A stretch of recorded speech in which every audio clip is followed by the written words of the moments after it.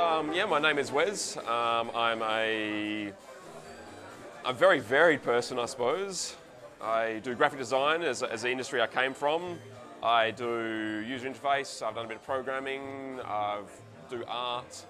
So I do a variety of things. I'm a logic game designer as well, so that's probably one of my things I've always enjoyed. I come from a board gaming background.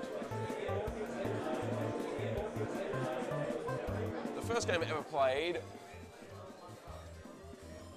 I believe, was ASCII based at Curtin Uni when I was probably 6 years old.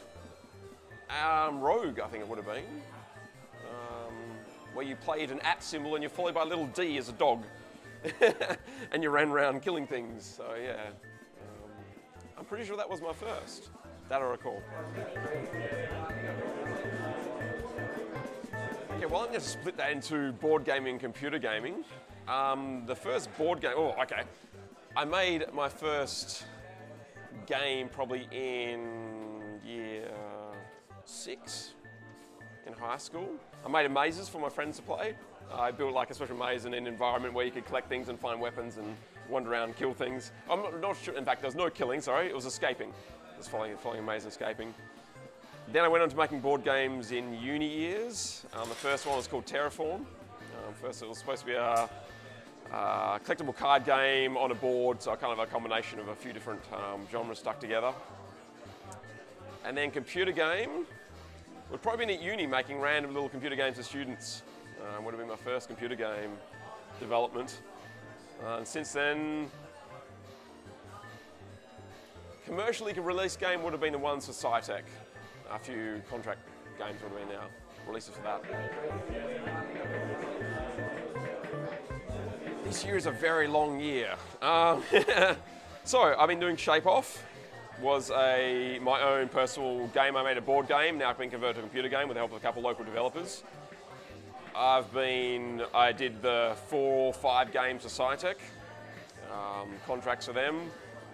Board game wise, it's been a slow year. I think I've knocked out a couple of prototypes, but never really taken them further.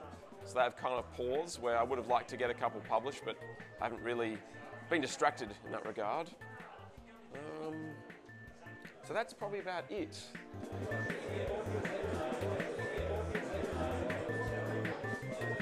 I'd probably go through the aspects of what makes up a game, be it the graphics, the programming, the sound, the user interface, the game mechanics to make a game.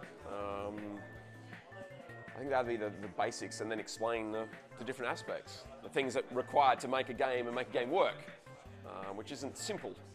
A lot of people think you can make a game. Well, no, there's a lot of thought that has to go into make a game good. I should probably specify the difference.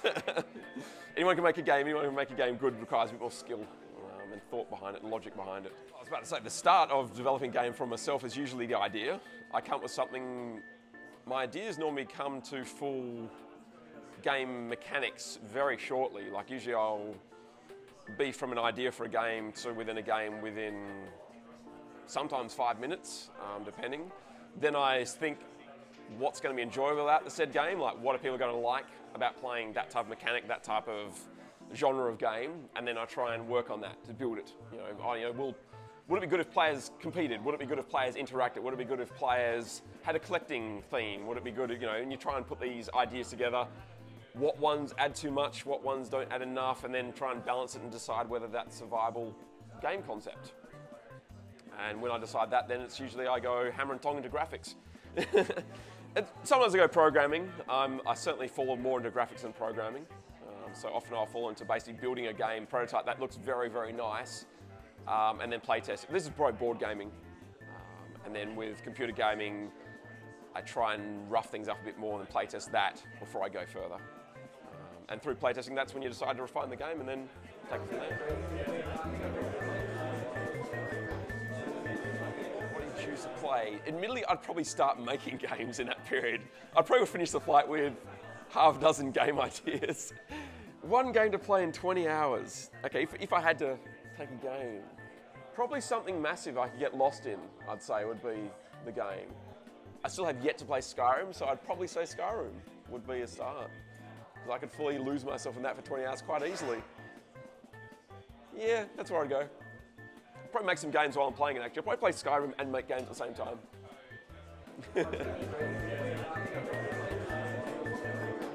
Release Shape Off as soon as possible, get that done. I would like to release a couple of small games, my own computer game development, probably some Flash-based games. Publish some board games.